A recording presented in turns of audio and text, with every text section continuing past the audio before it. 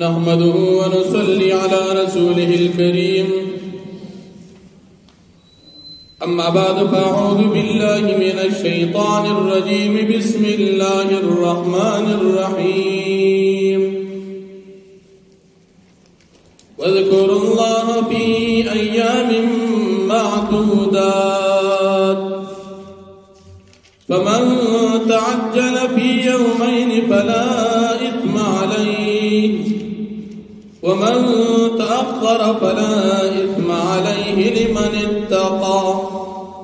واتقوا الله واعلموا أنكم إليه تحشرون صدق الله العظيم سورة بقرة دریم پارات و سوا دریم نمبر آیت دی دی آیاتونو د مخکې آیاتونو سره ربط او مناسبت دی چې په مخکې آیاتونو کې الله رب العالمین د لوی بیانولو ذکر وشو چې تاسو د حج په دوران کې الله پاک لوی بیان کړي وس پری آیاتن کې هم د الله پاک د لوی مبارک حکم دی چې تاسو د حج په دوران کې الله پاک لوی بیان کړي پری آیاتن کې الله پاک د جاهلیت د زمانه د یو رواج تردید کړي د حج سے متعلق کلچی لسما د ذوالحجې یعنی د غټ اختر ورځې نو حاجی سے با د غټ اختر په ورځ باندې د انور راختو نه بعد جمره عقبه کوي یعنی غټ شیطان به ولي داغې نه بعد په یولسما د ذوالحجه او په دولسما د ذوالحجه باندې بدریواله شیطانان ولي بیا که په دولسما ورځ باندې دی په مینا کې ایثار شو او دیارلسما د ذوالحجې سحر په د باندې په مینا کې راغی نو دیبا په دیارلسما یعنی د اختر په درې مورز باندې وهم دا جمرات کوي دا په د واجب دي او که په دولسما د ذوالحجې دا جمرات وکړل شیطانان اوښتل او داغې نه بعد دی مکې مکرمې ته د مینا نه راغی نو په د باندې د دیارلسمې ذوالحجې جمرات شیطانان وښتل نشته د جاہلیت په زمانہ کې باج خلقو با په دولسما د ذوالحجې واپسی ګناه ګڼل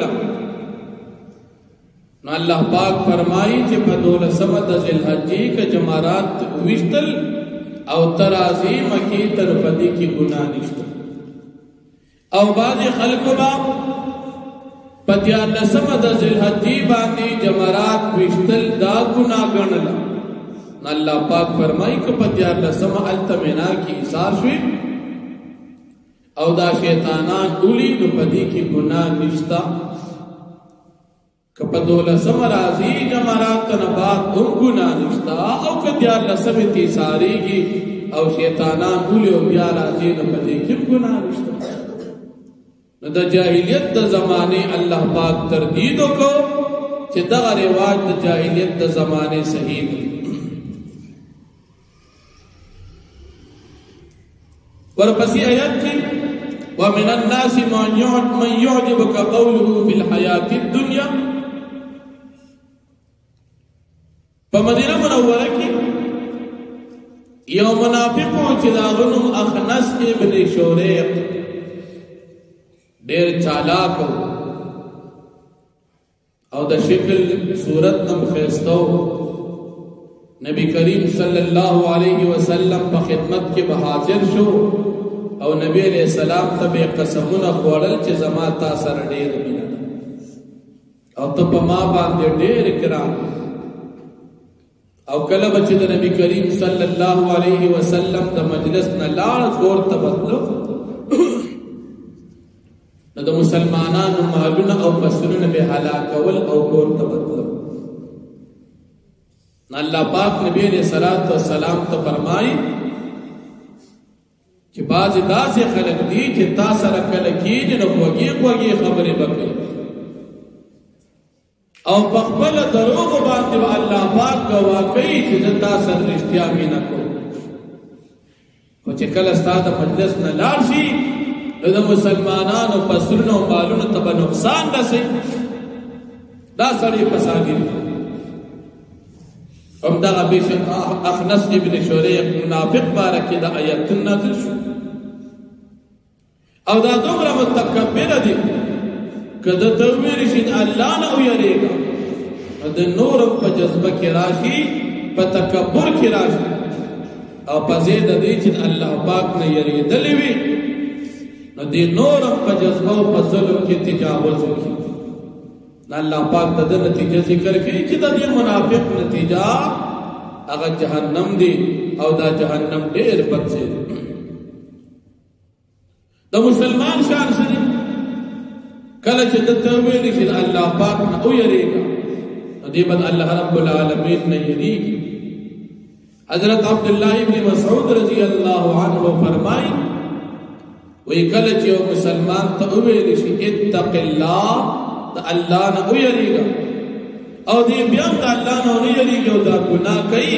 نو د لپاره الله پاک سخت عذاب دی. ولې د الله نه ویریږي او ګناه یې پرې نه خو او کله چې حضرت عمر فاروق رضی الله عنه تچاو اتق الله فورا په پزما پرې وته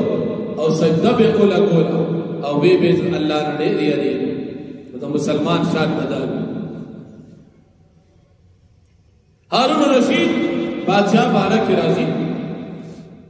چې یو يهوديو د دربار ته بار راته سفر ضرورت و په دغه توجه نو ورکړ.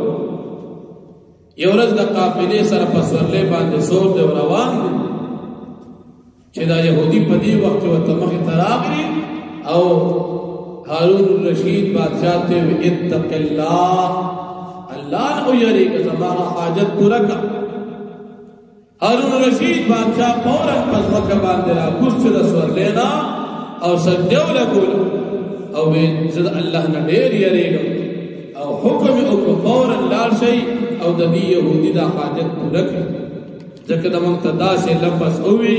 چې دا سے لفظ مسلمان ته ویل شي نو فوراً بدید الله نه یریږي او بیا اوي چې د يهودي نه نه یریږي ز الله نه یریږي او د چې دا کوم کلمه ویل اتق الله د دې د وجه ما سجده الله پاک ته وکړ. او ورپسې یته ومن الناس من يشري نفسه ابتغاء مرضات الله. یو صحابي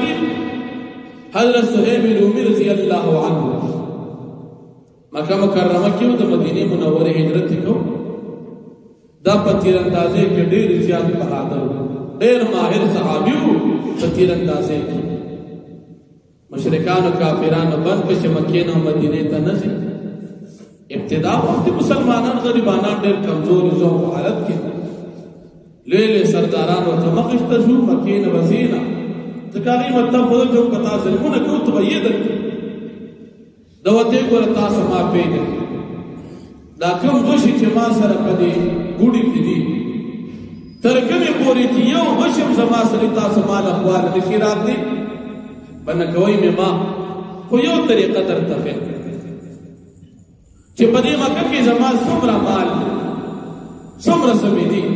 دا ټول تاسو واخلئ او مال اجازه راکړي. نو مشرکان کافران کو پیښول چې یقینا په زور باندې خو بندول نشو ځکه د سرغشي دی اوس یو مړکې ټول مال پرې خو او د مکه مکرمه نه مدینه منوره ته هجرت کو چې لاړ نبی کریم صلی الله علیه وسلم ته قصه وکړه. نبی کریم صلی الله علیه وسلم او فرمایل تا ډېر بهترین ګټو کړه او ډېر ښه تجارت ته او بیا الله پاک د آیت نازل کو چې بعض کسان دون خالص مؤمنان دي چې خپل ځان واخلي او خپل مال کافر له ورکی او بل د الله پاک د رضا لپاره خپل ارز خیرات او صدقه کی او د هغې په بدل کې د الله د پیغمبر رضا قبول کړي. نو الله پاک د آیت کریمه نازل کړي. نو الله جل شانه فرمایي وَاذْكُرُوا اللَّهَ فِي أَيَّامٍ مَّعْدُودَاتٍ او تاسو یاد کړئ الله پاک هغه ورځو د شمیر کې ایام معدودات ورځو د شمیر کې هغه تختر نه بعد درې ورځې دي یولسما دولسما دیارلسما فمن تعجل فی یومین پس چا جلدی وکړه په دوه ورځو کې یولسما دولسمه پوره کړه او په دولسمه چې کله رمې جمراتو واپس را روان شو مکه فلا اثم علیه پس نشته هیڅ ګناه په ده باندې ومن تاخر او څوک چې وروسته ایثار شو دیارلسمې ته پاتې شو په مینا کې فلا اثم علیه پس نشته هیڅ ګناه په ده باندې لمن اتقى د پاره دا چا چې تقوا اختیار کړه واتقوا الله او تاسو یریږئ د الله پاک نه واعلموا تاسو پوښئ انکم الیه تحشرون چې یقینا تاسو به الله پاک طرف ته جمع کولی شئ. ومن الناس من يعجبك او بعد د خلقنا رسول دي چې تعجب کې چې تعالی پیغمبر علیہ السلام قوله فی الحیات الدنیا ویناد په ژوند دنیا کې ويشهد الله او دې گواکي الله پاک علی ما پاس باندې فی قلبی چې د پزړه کې دي نو کار خودی وي زه مسلمان قسم پدې وهو لد الخصام او حال دار چې دا ډېر سخت جګړالو او جګړه مار سړی دی و اذا تولى او هر کله چې دی وړي دو صحاب الارض هر کله چې دی وړي ستان واپس راشي صحاب الارض دی کوشش کوي پزماکه کې سعی کوي پزماکه کې ګرځي پزماکه ليفسد فيها د پارا دی چې دی فساد کې پدېزماکه ويهلك الحرث والنسل او دی هلاکی د مسلمانانو فسرنا او د مسلمانانو ساروی والله لا يحب الفساد او الله رب العالمین نخوخ بی فساد کونکی وإذا قيل له اتق الله او هرکل چوویل شیدی منافق تچو یریگد اللہ نا اخذته العزت نرا پورت کی دلن تکبر بالاثم پا گناہ باندی دینورم پا گناہ کی زیاد شی فحسبه جهنم پس ٹکانا دا دا پار جہنم دا ولبئس المهاد دا دیر بدر ٹکانا دا فمن الناس او باج دا خلقنا منا غصود دی یشری نفسه چاغ خرس کی خپل ځان ابتغاء مرضات الله د پارا د لټولو د رضا مندې د الله پاک خپل ځان خرس کی جنت دی واخلو نزان مبيعه شو ځان سمن شو او مبيعه واخستل جنت د خپل ځان په بدل کې جنت واخست او یا خپل ځان واخلو نیک اعمال وکي داغی په بدل کې خپل ځان واخلو د مصیبتونو نزان وساتي والله رؤوف بالعباد او الله رب العالمین ډېر مهربان دی په خپل بندگانو باندې واخر دعوانا